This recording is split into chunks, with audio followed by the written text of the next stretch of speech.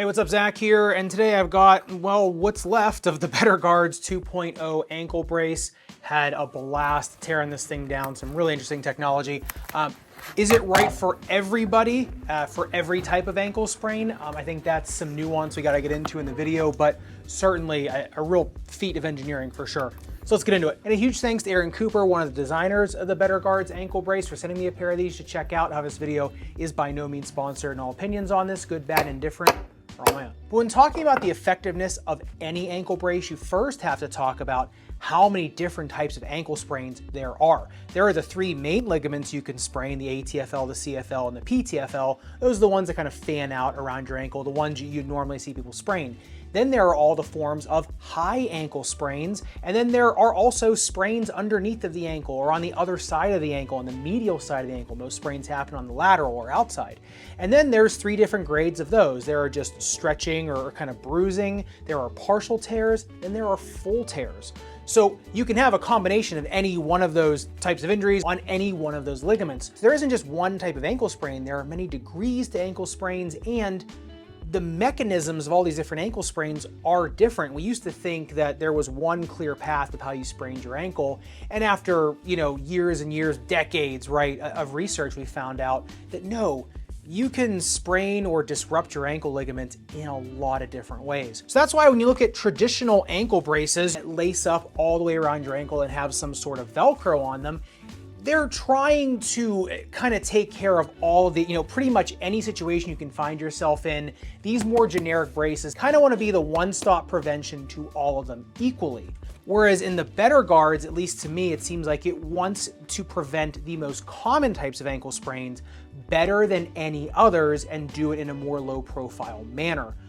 Do they achieve that? That's where I think this review begins and ends. So unlike traditional ankle braces that rely on Velcro or lace-up closure or a combination of both, the most common that I prescribe would be the Zamst A2DX or the Zamst A1, and then for some people, the ASO EVO. The BetterGuards relies on basically strategically placed cabling and the same mechanism that's used in car seat belts. So as you can see, the main stabilizing element in the BetterGuards really runs over the ATFL, or the anterior talofibular ligament. Now that is by far the most common ligament to sprain in your ankle. The mechanism of action is just very common in a lot of side-to-side sports, or even running and walking.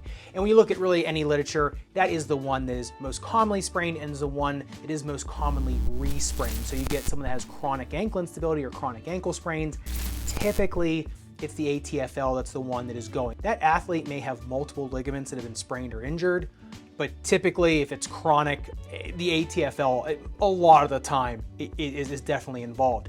And so as you can see, that cable really only crosses that ligament. The rest of the brace is a compressive sleeve, and at the top of it are two interlocking Velcro sleeves. Now the one is actually a hook and loop for the piston, right, for this cabling, and the other one is for reinforcement, so you can actually, tie them down together. Now this piston here that actually is the thing that stops ankle sprains actually needs to be primed.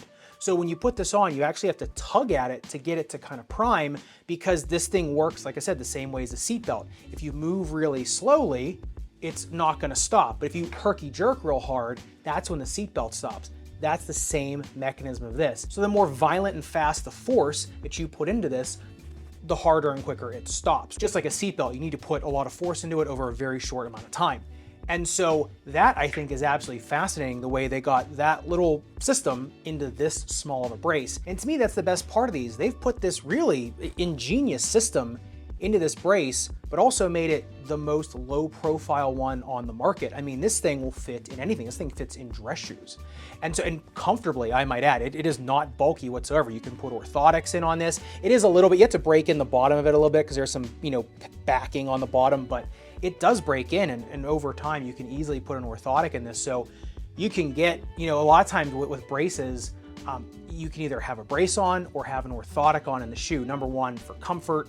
Number two, it's so much in the shoe, you're gonna be slipping out of it or popping out the back of it. Whereas in this one, really no problem. So for the low profile nature of it, yes, it is sitting alone in the market for a brace that has this much protection against ATFL sprains. Otherwise, in the traditional brace market, you have to go to something like the ASO Flex Hinge, which is an incredibly bulky brace, and you really can't fit anything else in your shoes. You normally have to go up sizes in shoes to get that in, or the Zamst A2DX, which actually is pretty low profile on the bottom of your foot, so that is actually a good option. And after having this on for a few weeks and just messing around with it, it does do an incredibly good job. The downside that I can see with these though, is that it doesn't have a ton of coverage for CFL or calcaneofibular ligament, or PTFL, which is posterior talofibular ligament ankle sprains.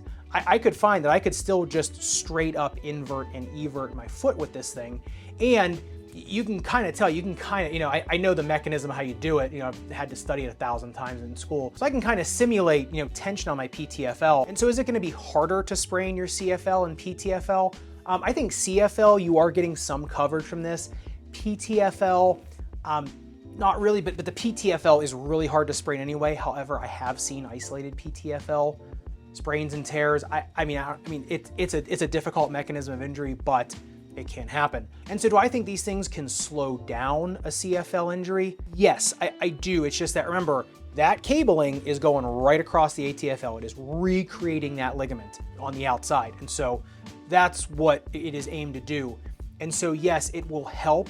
Is it completely ideal for CFL injuries? To me, not completely ideal. To me, there's just no substitute for having, plastic right going across that ligament. Or, like I said, you have a piston going across it too. But the CFL is a pretty big ligament. And so, just not having anything covering it, like I said, it's not going to be completely ideal for it. The thing about this is it does not encumber motion, because this thing only engages when those forces across it get really violent. So you can go about your workout, your shoot around, your tennis match, your pickleball match, your volleyball, whatever, and really never notice this piston is engaging until your ankle goes to sprain. And so that's, I think, really what puts this in a different league, because unlike other braces where you're always feeling the restriction, which some people like and some people need, this one does not. You're pretty unencumbered until you actually need it. Now, of course, there are some people that want to feel that support like an A2DX has on their ankles at all time, or, like a custom brace at all times. That is how they feel confident moving. That is just, that's theirs. Like I said, everybody's different. There's no one solution best for everybody. But it is interesting how, a lot of times you don't even really notice this is on until you notice it. The other thing I would say is to get this thing loaded, sometimes you do have to crank down on the Velcro, pretty good. And so sometimes this little, device can actually dig into the outside of your ankle if you're somebody maybe with more chunky legs or something. So, putting a little piece of moleskin on the inside of it really solves that. So that's honestly not that big of a deal. If that's the worst part of it, honestly, you're doing pretty well. I do think, though, if they were all the same price, this would be kind of in a league of its own, but it's not. These things are a little bit more expensive than most ankle braces. And so for me, for that price, it is a niche product. If you're someone that wants the most low profile brace, if you're already maybe prone to heel slippage, or you're trying to put these in really, really, really low profile shoes, then yeah, it's kind of, this is your option. If you're somebody more budget conscious, you've had, multiple ligaments sprained, you need coverage for multiple of them, then I could see where, this might be out of your price range in terms of what it offers. Now, if you are somebody who is, multiple repeated ATFL sprains over and over and over again, and you're thinking, man, do I need to have surgery? This is obviously the same technology that's on the outside of your foot. This would be to me, something really nice to offer patients. So in one aspect, it stands alone in the market, and that's an amazing thing. In another aspect, it stands alone in the market, and so it might be more of a niche product. So I think they're fascinating. To me, there is definitely a place for them in my practice. Just like there's a place for, the Zamst ones that I recommend all the time, or sometimes like the ASO EVOs that I recommend sometimes. So like I said, is it the end all be all of ankle braces? Of course not. Some people aren't going to like them. Some people aren't going to be able to use them. Some people they're just going to be cost prohibitive for.